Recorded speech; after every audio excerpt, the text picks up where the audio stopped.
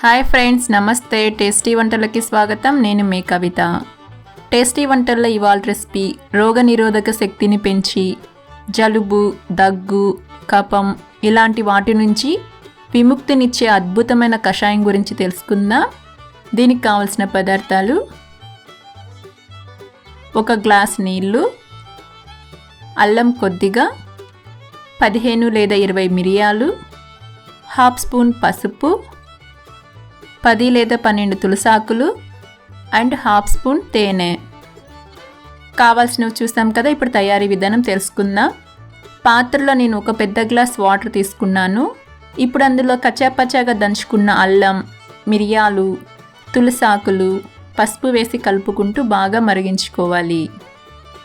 నేను ఇక్కడ మిరియాలను దంచి వేయకుండా అలానే వేశాను.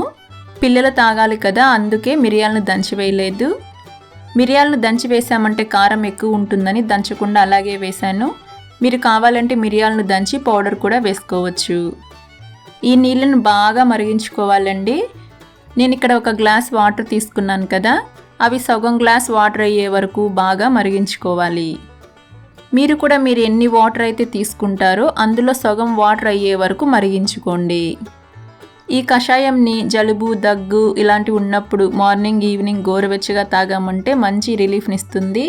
అలాగే ఇమ్యూనిటీని కూడా బాగా పెంచుతుంది. ఈ కషాయం చాలా బాగా పనిచేస్తుందండి. దీనిని మనం రెగ్యులర్గా తాగుతూ ఉండడం వలన జలుబు కూడా మన దరి చేరదు. చూడండి, కషాయం బాగా ఉడికి సగం నీళ్ళు అయ్యాయి. ఇప్పుడు స్టవ్ ఆఫ్ చేసి గోరువెచ్చగా చల్లారి పెట్టుకోవాలి. చూడండి, ఇవి గోరువెచ్చగా చల్లారాయి. ఇప్పుడు 1 గ్లాస్లోకి ఫిల్టర్ని యూజ్ చేసి కషాయంని వడపోసుకోవాలి. తర్వాత వడపోసుకున్న కషాయంని వేరొక గ్లాస్లోకి వేసుకొని అందులో కొద్దిగా తేనె వేసి అంతా కలిసేలా కలుపుకోవాలి. తేనెని వేడి చేయకూడదండి. బాగా వేడిగా ఉండే వాటర్లో కాకుండా గోరువెచ్చగా ఉన్నప్పుడే తేనెని వేసుకొని కలుపుకోవాలి. చూడండి, తేనె బాగా కలిసింది. అంతేనండి. ఈ విధంగా కషాయంని చేసుకొని రెగ్యులర్గా తాగుతూ ఉన్నామంటే జలుబు, దగ్గు, కఫం ఇలాంటివేవి మన దరి చేరవు. అలాగే రోగనిరోధక శక్తి కూడా పెరుగుతుంది. మీరు కూడా తప్పకుండా ట్రై చేస్తారు కదూ. ఇప్పటి వరకు మనం జలుబు, దగ్గు రాకుండా, అలాగే జలుబు, దగ్గు వచ్చినప్పుడు ఎలాంటి కషాయం తాగితే రిలీఫ్ని ఇస్తుందో, రోగనిరోధక శక్తిని పెంచే కషాయంని తెలుసుకుందాం కదా. ఇప్పుడు మనం వేడి చేసినప్పుడు ఎలాంటి డ్రింక్ తాగితే మనకు చలువ చేస్తుందో దాని గురించి తెలుసుకుందాం.